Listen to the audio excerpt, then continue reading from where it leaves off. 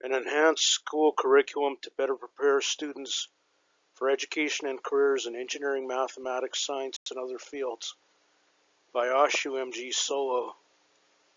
This presentation is a summary of the research paper.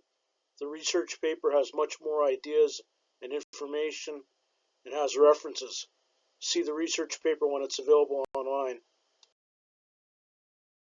Introduction. School curriculum designers have done a terrible job in developing curricula to adequately prepare students for engineering in the military and to get students interested in engineering in the military. The curricula in mathematics, science, law, writing, art, and trades can be improved too. There are high failure rates in university undergraduate programs in engineering because schools fail to adequately prepare students for engineering. Also, there are high failure rates in courses in the military because schools fail to adequately prepare students for military training. The teachers aren't at fault because they're required to follow the curriculum given to them. The curriculum designers are at fault for the awful curriculum they design. Schools need curriculum designers who have studied a wide variety of subjects, not just education. Someone with an engineering degree can design a better engineering curriculum for high school students than someone with an education degree focusing on curriculum studies because the former is familiar with engineering. Someone with military service can design a better military curriculum for high school students than someone with an education degree focusing on curriculum studies because the former is familiar with military service. Schools emphasize education in social sciences and humanities over education in engineering, math, and science. Schools offer many arts courses in social sciences and humanities, but many offer no courses in engineering. This is the main cause of the low enrollment in engineering. The main cause of the low female enrollment in engineering is parents getting their daughters involved in arts activities while getting their sons involved in engineering activities. There aren't enough people, especially females, going into engineering or the military. The curriculum in this research paper should significantly boost female and male interest and knowledge in engineering, mathematics, science, and the military. Not including engineering in the school curriculum is as foolish as if science wasn't taught in the school curriculum. There's no reason that kids can't be taught subjects like basic digital electronics, basic analog electronics, basic software development, basic mechanical design, etc. Because schools often don't have any engineering courses, much fewer people go into engineering. Many people think scientists, not engineers, design electronic products, vehicles, bridges, robots, computers, etc. Because many people don't even understand what engineering is, I heard high school graduates who thought that engineering is woodworking, carpentry, electrician work, vehicle repair, or driving trains. Courses in software development should be called software engineering, not computer science, so people understand what engineering is. Because most schools don't have any military training courses, many high school graduates don't understand the military branches, military occupations, military ranks, etc. I've seen a member of parliament, MP, refer to a corporal as a captain, an MP who didn't know what the infantry is, and a former MP who thought that a non-commissioned officer outranked an officer. An enhanced school curriculum is suggested in this research paper. This curriculum will better prepare students for education and careers in engineering, mathematics, science, and the military. Also, the enhanced curriculum will better prepare students for education and careers in law, journalism, professional writing, art, and the trades of vehicle repair and carpentry.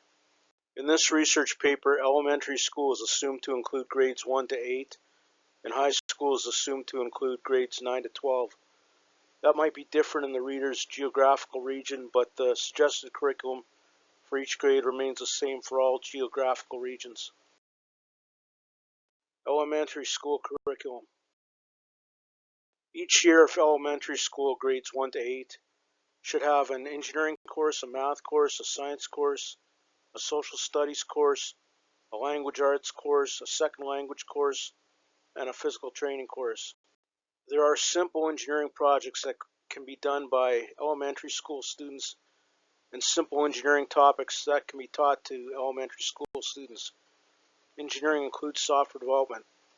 Social studies should cover history, including atrocities by the government, geography, cultures, civil rights law, how government works, etc. Language arts should include phonics, spelling, grammar, punctuation, style, literature, creative writing, vocabulary, etc. Art courses should only be included in the curriculum if they are properly taught with actual drawing techniques and painting techniques. Physical education prior to grade 6 can focus on ball chasing games because kids need some playtime. Physical education from grades 6 to 8 should focus more on physical training like running, sprinting, push-ups, chin-ups, sit-ups, other abdomen exercises, etc. In my opinion, there's a colossal amount of wasted time in elementary school on activities that don't benefit students. I personally hated so much time being wasted. If most of that wasted time is cut out, then schools can cut out one grade like grade 5. High school curriculum. A high school with 4 grades, grades 9 to 12, could let students take 40 of the following 66 courses as long as they meet the prerequisites.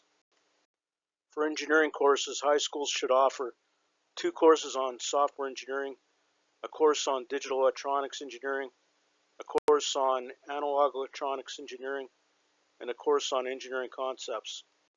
For math courses, high schools should offer 4 courses on algebra, 3 courses on geometry, trigonometry, a course on calculus, a course on probability and statistics, and a course on financial mathematics. For science courses, high schools should offer 2 courses on general science, a course on environmental science, a course on earth science, a course on health and nutrition, a course on wave motion optics and sound, a course on classical mechanics, a course on astronomy, a course on introductory biology and human biology, a course on plant biology and animal biology, and 2 courses on chemistry. For history courses, high schools should offer a course on domestic history, a course on 20th century world history, a course on 18th century and 19th century world history, and a course on ancient history. For social science courses, high schools should offer a course on government and public policy, a course on macroeconomics, a course on law, a course on civil litigation and legal document preparation, a course on psychology, a course on accounting, and a course on entrepreneurship. For language courses, high schools should offer a course on grammar, punctuation, and style, a course on literature, and 4 courses on a second language. For fine arts courses, high schools should offer 2 courses on drawing, 2 courses on painting, and 4 courses on musical instruments. For trades courses, high schools should offer 4 courses on automotive repair, 2 courses on carpentry, and 2 courses on woodworking. For efficiency courses, high schools should offer a course on typing and a course on learning methods, including speed reading and memorization techniques. For physical training courses, high schools should offer 2 courses with military training and 2 courses with civilian physical training. The standard courses listed above can include standard topics for these courses. The page limit for a research paper prevents providing a detailed curriculum for each course. This is a fair and balanced curriculum in engineering, mathematics, science, social science, humanities, and trades. This curriculum eliminates the bias against engineering in the military, better acquaints people with engineering, mathematics, and science fields, and better prepares people for going into engineering, math, science, or the military without failing.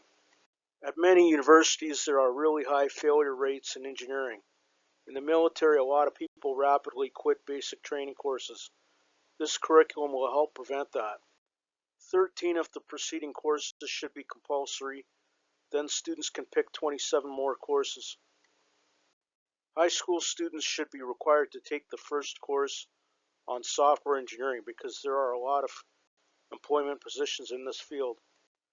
High school students should be required to take the first course on algebra and the course on financial mathematics because they will encounter situations where they can use these courses.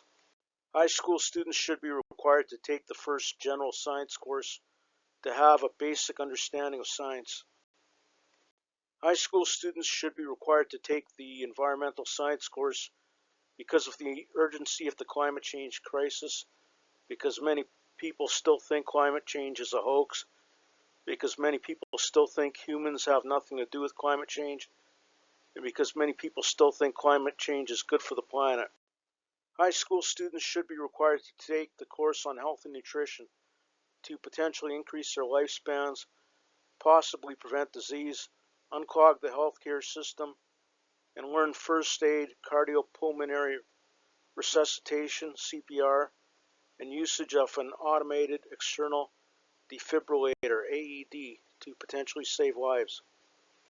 High school students should be required to take the course on domestic history to understand atrocities committed by their country.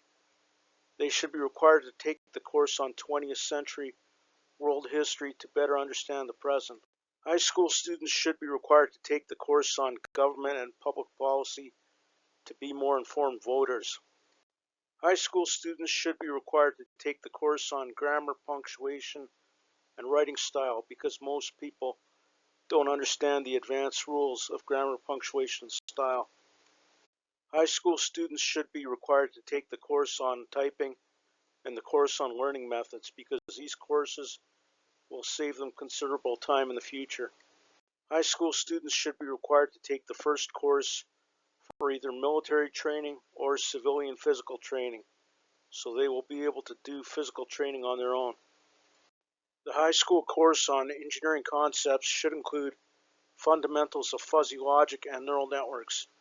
Most teachers didn't take any engineering courses in university, so they can't teach engineering to kids. The schools should hire engineers to teach engineering to kids.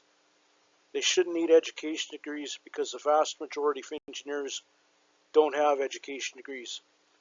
Also, teachers should be able to take some basic engineering courses in their education degrees. The high school course on financial mathematics should include time value of money and cash flow analysis, investment evaluation methods including present worth, annual worth, and internal rate of return, and the impact of inflation, taxation, uncertainty, and risk on investment decisions. This can be supplemented by a description of the types of investments. The high school course on environmental science must teach people about the science of climate change and sustainability practices. The high school course on health and nutrition should include the negative effects of animal foods, alcohol, cigarettes, e-cigarettes, tobacco, recreational drugs, etc. Also, the high school course on health and nutrition should include first aid, CPR, and using an AED. The high school course on introductory biology and human biology should include evolution theory. Some schools aren't teaching evolution theory because it conflicts with religious beliefs. The course on introductory biology and human biology can be an optional course that people don't have to take if evolution theory conflicts with their religious beliefs. The high school course on government and public policy should describe how the different levels of government work, how the United Nations works, and the most important public policy issues like the genocide, ethnic cleansing, and brutal oppression of Palestinians with support, funding, and arming from Western countries, climate change, campaign finance reform, voter disenfranchisement, law enforcement corruption, racist profiling, death penalty, cyberbullying, government reform, etc. Students should watch video documentaries on different public policy issues. Students should watch several documentaries on Israel and Palestine. Public ignorance on the issue of Israel and Palestine allowed Western politicians to get away with supporting, funding, and arming Israel while it has been massacring, ethnically cleansing, and brutally oppressing Palestinians since 1948. This has severely harmed the moral standing of Western countries. Ending support, funding, and arming a fascist and imperialist Israel is a moral issue of our time. It's imperative that students be taught the truth about this issue in a course on government and public policy. For the high school course on domestic history, students need to learn about the foreign and domestic atrocities committed by their countries. The high school course on civil litigation, procedure, and lawsuit document preparation should teach the steps in suing someone and how to write important civil claim documents for money owing, personal injuries, and issues in the information age, including online defamation, doxing, and impersonation.